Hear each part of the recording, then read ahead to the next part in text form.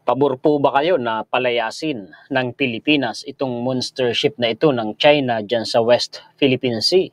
Yan po yung kanilang pinakamalaking Coast Guard vessel na pabalik-balik po dyan malapit po sa Zambales, mga ka-istorya. Ito po ay pinalayas dati, nung ginawa natin ang content, pinalayas ito, itinaboy ng Philippine Coast Guard, ngunit pabalik-balik, mga ka-istorya.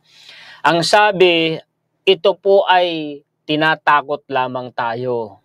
Sinisindak lamang tayo. Tapos dadagdagan pa ng mga bunganga ng Maka-China na tinatakot ang mga Pilipino.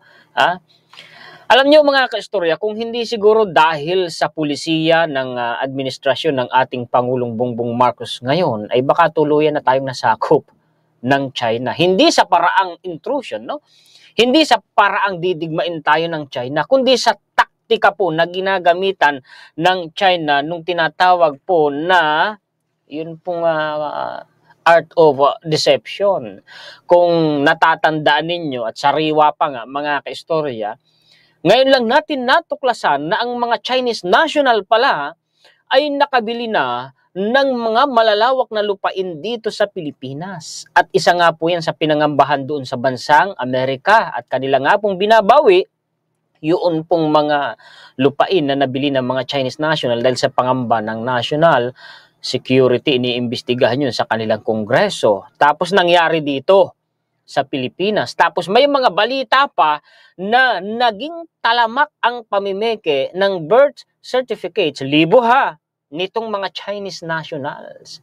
Kita ninyo, nakapasok na dito sa Pilipinas. At ito pang problema sa Pogo na hindi pa natatapos dahil hindi pa sila nasisimot dito sa Pilipinas Dito po nagkalat ng mga kawalang hiyaan.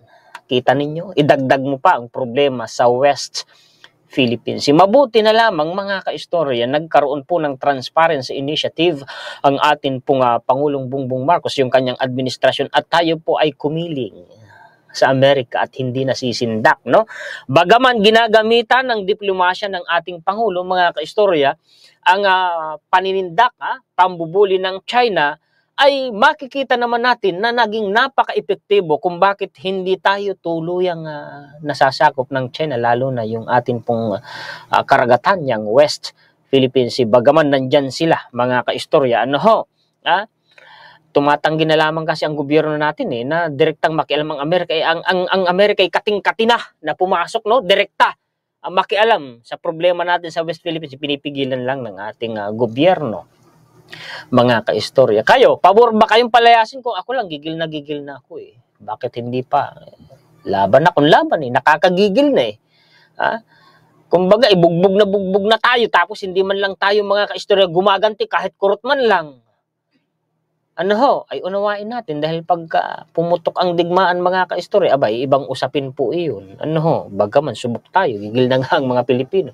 Subok ang tapang, ang galing ng mga Pilipino, at subok ang kakayahan at tapang ng atin pong kasundaluhan. Tingnan ninyo. Dagdag pang balita, ito pang National Grid Corporation, itong NGCP mga kaistorya, na ngayon ay ginigisa sa Kongreso. Itinanggi nila na hindi naman daw po pwedeng i-shut down ang kuryente ng Pilipinas, buong bansa, remotely. Pero alam niyo, ako po ay patuloy na kabado at nagdududa sa sinabi na yan ng NGCP. Kung bakit? Mamaya, papakita ko sa inyo yung akin pong research, mga kaistorya. Meron pa pong dagdagan na balita, yung drone, underwater drone na nakuha ng mga mangingisdang Pinoy malapit sa Masbate, ay hindi lang po pala iisa yan, marami pala yan, 5 mga kaistorya. Sinusurvey na ng China ang kwan, malamang, no? Bagaman ay pinagdududuhang China yan at hindi pa kumpirmado, pero sino ba namang bansa ang gagawa niyan laban sa atin? Wala namang iba kung sakali. Di po ba, mga kaistorya? Pakishare po at pakilike. Pasintabi na po kung medyo napahaba ang ating introduction. Gusto ko kasi bago tayo lumarga, ay malinaw sa inyo yung atin pong pinag-uusapan. Tingnan ninyo. Monster ship palayasin sa West Philippine Sea. Kinalampag ng Pilipinas ang China na palayasin sa West Philippine Sea ang China Coast Guard vessel 5901 na binansagang monster ship. The Philippine government is alarmed by the presence of the monster ship. Pag-amin ni National Security Council Assistant Director General Jonathan Malaya sa press conference ng National Task Force West Philippine Sea nitong Martes. And we have made a clear request and demand with the Chinese government to withdraw their ship. So let's see what their response will be. We'll take it from there. Giit pa niya. Ay palagay ko, hindi makikinig yan. Patuloy tayo niyang sisindakin. Wag na wag kayong pasisindak. Lalo na mga kastur, kakarga niyan sigurado ng mga modern makapili. Oo. Kinumpirma rin ni Malaya na nagsampa ng diplomatic protest ang Department of Foreign Affairs laban sa China dahil sa paglalayag ng monster ship sa exclusive economic zone ng Pilipinas. Since we have diplomatic mechanisms with the People's Republic of China, we will utilize all those diplomatic mechanisms. I was told by the DFA that we will raise this matter.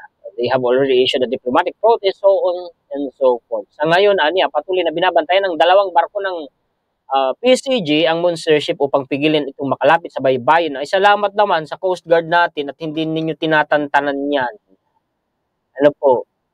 Paano kung ang gobyerno pala natin ay malambot sa China at maka-China, hindi natin ito malalaman. Right now, we have two, so on and so forth. Yun, tama yun. Yung nagiging aksyon ng ating gobyerno, ngayon may dagdag pa nga. May nararamdaman ang gobyerno natin, mga kaistorya, na magsasagawa na ng reclamation ang China dyan sa Scarborough Shoal. At nakahanda na po ang gobyerno natin na yan ay harangin. Ay salamat naman kung ganon. Tuloy. Maulit ko na naman. Nanghihinayang ako talaga dun sa panahon ng Marcos Sr. mga kaistorya. Malakas tayo nun eh. Kung hindi lang dahil dito sa mga politiko na ewan, at kung hindi din dahil sa mga Pinoy na ing-ing, o nasaan na, hanggang ngayon, binibida nila anong nangyari sa Pilipinas. Lugmok, humina. O tapos ano ngayon, di binubuli na tayo ng China. Noon, hindi tayo mabuli-buli. Mga kaistorya, di po ba? Kung bakit alam nyo marami ngayon mga kaistorya ang gumigit-git sa administrasyon ay dahil po para sa akin dalawa ang panig na kumakalaban sa gobyerno natin ngayon. Sa panig po ng alam nyo na, tapos ito pang dilawan. Nako palagay ko mga kaistorya naghihintay lang ng tamang pagkakataon ay may nababasa nga akong mga balita kumukurot-kurot minsan hindi ako naniniwalang yan. Tuluyang magiging kakampi ng mga Marcos. Imposible yun. Imposible po yun. Kumbaga sa kasabihan ng mga Kano, kaya ganyan siguro, palagay ko, dahil sabi ng mga Kano, you scratch my back and I will scratch yours. Parehong nakikinabang. Papaano? Kung matatapos ng termino ng ating Pangulo, maglalabasan sigurado ang totoo niyan, mga kaistorya. Chinese ships moving closer to Philippine coastline. Ito na yung sinasabi ko sa inyo mga kaistorya. Na kahit ano pang pakikipagdialogo, kahit ano pang klaseng diplomasya ang gawin mo dyan sa China, hindi niyan tatanggalin yung 10-dash line. Hindi niyan iiwanan yung plano nilang makontrol ang halos 90% ng buong South China Sea at nakapaloob doon yung West Philippine Sea. Sa nakarang administrasyon, ibinigay na nga halos lahat ng gusto ng China. Nalutas ba? Iniwan ba nila ang West Philippine Sea? Hindi. Naniniwala na kayo. Ayun na, mga naglalabasan ng mga balita. Yung mga sinabi ko sa inyo noon, mga kaistorya. Anong sabi dito? This year, Chinese patrol ships have ventured as close as 111 kilometers from Luzon. Kita ninyo, ang lapit na mga kaistorya. Mabuti na lamang umaaksyon ang gobyerno natin. Sabi po sa press briefing po ng National Security Council, we do not and will not dignify this scare tactics. Tinatakot tayo, sinisindak tayo para para isuko na natin sa kanila yan, tayo na yung umatras. We do not waver or cower in the face of intimidation. Yun nga. Sinisindak nga tayo mga kaistorya. Pag nagpasindak tayo, sino ngayon ang talo? Di po ba mga kaistorya? Kaya kayo, maging matalino po kayo. National Security Council Philippines won't tolerate Chinese intrusion in territorial waters. Talagang pinapasok na nila West Philippine Sea. Right now, we have to. Tama. yung dalawang vessel ng Coast Guard na hindi tinatantanan yung monster ship na yan ng China. Yung sasabihin na tayo ang nangpo-provoke, tayo ang nagpapalala ng tensyon. Kilala nyo yun, abogado yung may sabi nun eh. Binabaliktad ang gobyerno natin eh. Ha? Hindi totoo yun. Ang may gawa ng lahat ng problema dyan, mga kaistorya, ay ang China. Sila ang nagsimula niyan, hindi ang Pilipinas. Biktima ang Pilipinas. Navy contingency plans ready against China's reclamation in Scarborough Shoal. Kita ninyo, sabi ko na may nararamdaman ang gobyerno natin eh. Ayan no. The Philippine government has established contingency plan in case China proceeds with reclamation activities. May nararamdaman ang gobyerno natin na plano ng China mag-reclamation dyan sa Scarborough Shoal. Pero meron na pong contingency plan ang gobyerno natin. Ano bang ibig sabihin ng contingency plan? Hindi pa man nangyayari, ay may nakalatag na po. Kumbagay nakahanda na nagagawin ng gobyerno natin sakali pong magsimula ang reclamation dyan ng China. Red lines ikayin. Kumbagay yun na ang pinakahangganan na hindi na dapat palagpasin. Ito pa, Navy, 5 underwater drones recovered in different parts of Philippines. Kita ninyo. Natandang ko yung comment ng isa nating kaistorya. Naku, marami pa yan. Hindi lang isa yan. Ay tama nga siya. Ito na nga, binalita na noong January 14, mga kaistorya. Sino-survey na? Ano ho? Pwede daw po itong magamit sa military purpose eh. A total 5 of underwater drones were recovered from various part of the Philippines according to the Philippine Navy on Tuesday. Kita ninyo. We have already recovered 5 of these. The reports were given to us by our fishermen. Salamat sa mga kababayan nating mangingisda. And it's difficult to detect these drones. Kita ninyo, mahirap daw pong ma-detect yan. Underwater Kaya lang, lumutang. Bakit lumutang? Nagkaroon ng sira. Ay, ganyan pag China made. Kaya nakita ng mga mangingisda, mga kaistorya. Salamat naman kung gano'n, no? Salamat naman. Tingnan ninyo. These are designed to gather mathematical data, specifically salinity, oxygen level, temperature of the water. This information will have commercial value. Hindi kaya ang sinusurvey dyan ay yung oil and gas na. It will have academic value. With the crisscrossing of information right now, ito yung nakakatawag ng pansin eh. It could also have military purposes and applications. Again, nasisindak ba kayo mga kaistorya? Ito daw po mga kaistorya ay isang national security. Sabi po ng Department of National Defense. Ay totoo yun. Kaya dapat aksyonan kaagad yan. Probe needed before filing of protest. Protest? Sa bagay, may nagagawa rin ang protest pero hindi sapat. Saka yung probe na yan, ang tagal niyan. Ilang linggo ang aabutin yan, baka nga buwan pa. Yung investigasyon, ibigay na lang sa security agencies ng gobyerno. Sa Senate yata may nag-iimbestiga na eh. Hindi naman yan pwedeng pigilan ng kahit na sino. Trabaho naman ang Senate yan. Pero para sa akin, maligoy kasi yan, mga kaistorya. Mas maganda kung sa security agencies na sila na mismo ang magawa ng investigasyon dyan. Palagay ko, within a week, may resulta yan. Okay, punta tayo sa NGCP. Tingnan po ninyo itong NGCP na ito. Dito na lang tayo Huwag na nating basahin yung caption kasi masyadong napakahaba. It is indeed my humble submission, si Kong Luistro po yan, that while based on the general appropriate or information sheet of NGCP, only 40% is Chinese-owned. Considering, however, the presence of Chinese citizens, one as chairman, kita ninyo may isa pang Chinese national na chairman dyan, the other two as evaluators of bids, the other one as chief technical officer, and NARI, which I believe is Chinese IT infrastructure, tama po kayo, kagalang-galang na congresswoman. It seems that control over the NGCP has been compromised already in favor of foreign nationals. Papaano kaya kung sakali na involved dyan ang Chinese government? Papaano kung sakali? Hindi natin sinasabing ganun, pero papaano kung sakali? Isipin ninyo, 40% pag-aari ng Chinese national. In GCP kuryente po yan ha. Yan yung mga kuryente na dumadaloy sa mga bahay ninyo, sa mga pabrika, sa mga buildings. Oo, lahat. Paano na? Ay sabi pinagdududahan na pwede umanong i-shut down yan nila remotely. Itinanggi naman po ng NGCP.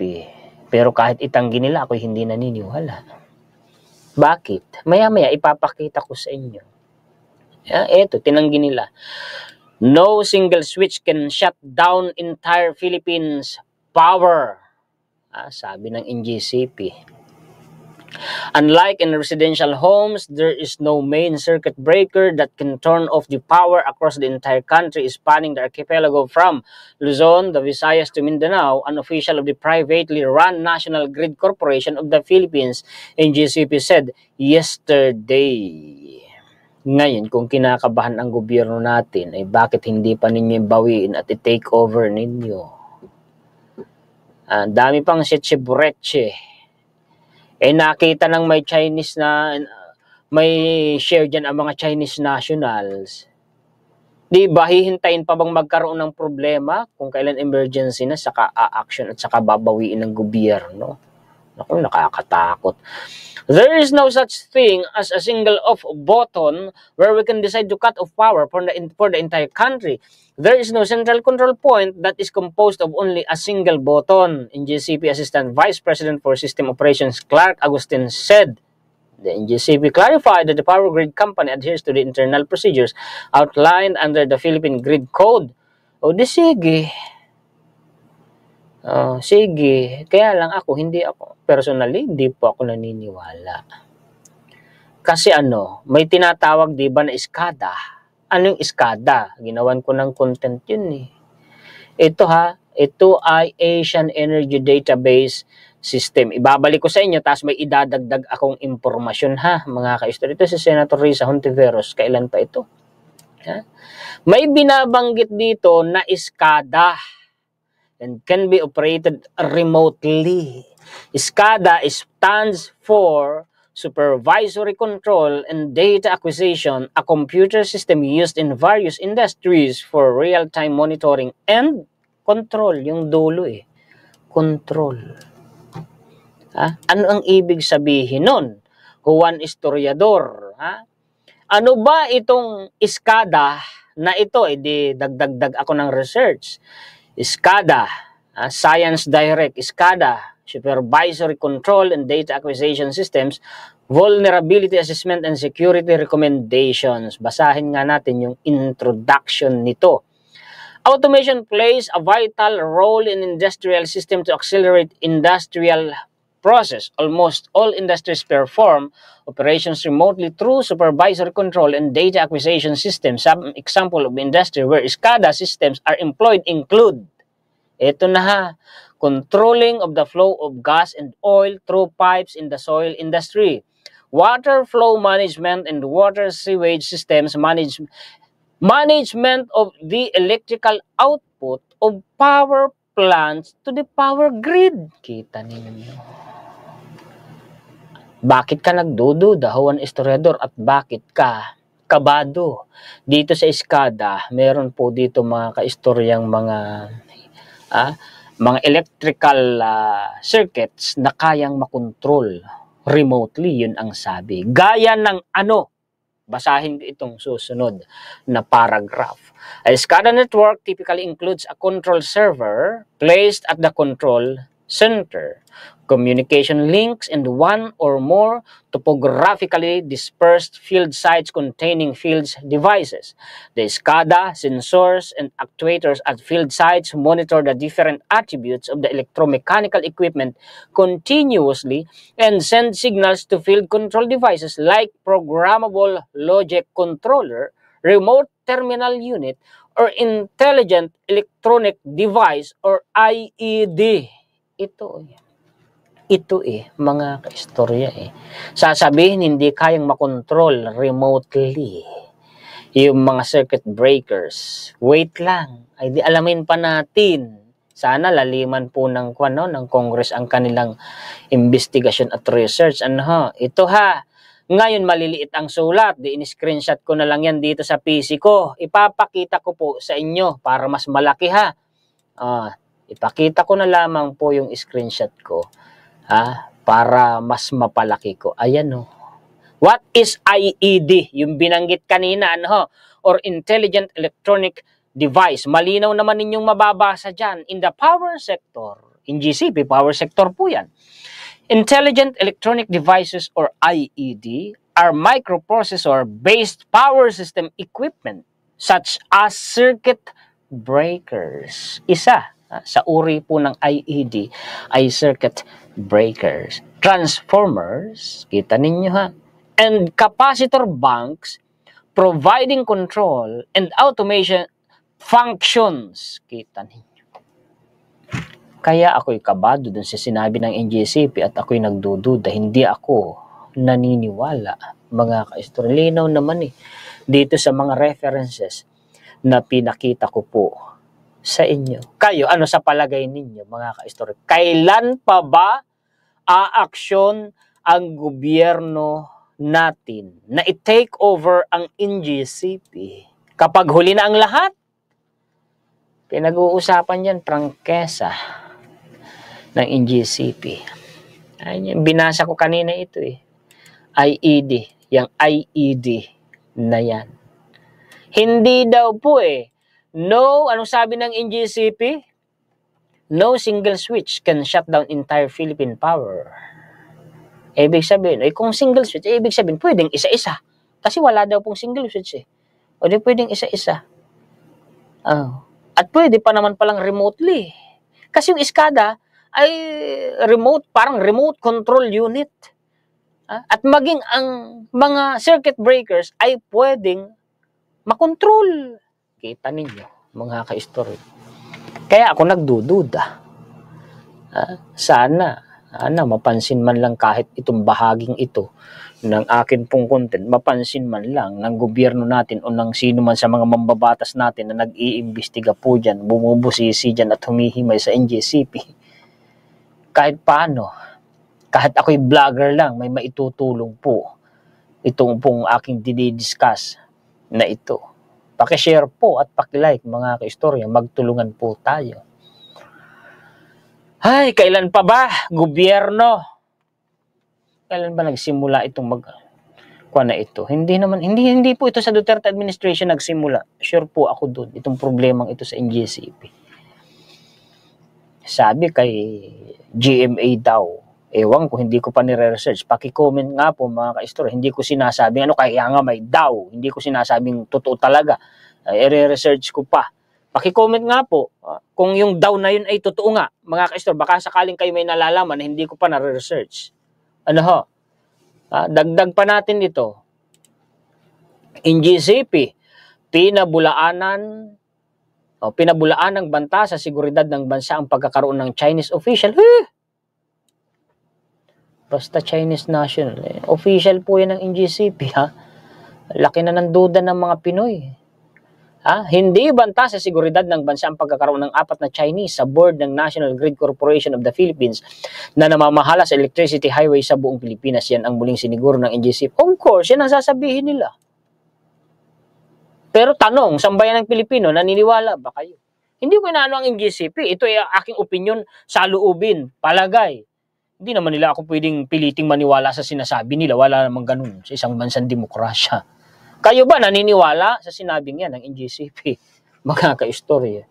Pasensya na kasi iba po yung na-research ko kaysa sa sinasabi po nila mga ka-istorya. Yan po ang mga balita at impormasyon na maibabahagi ko sa inyo.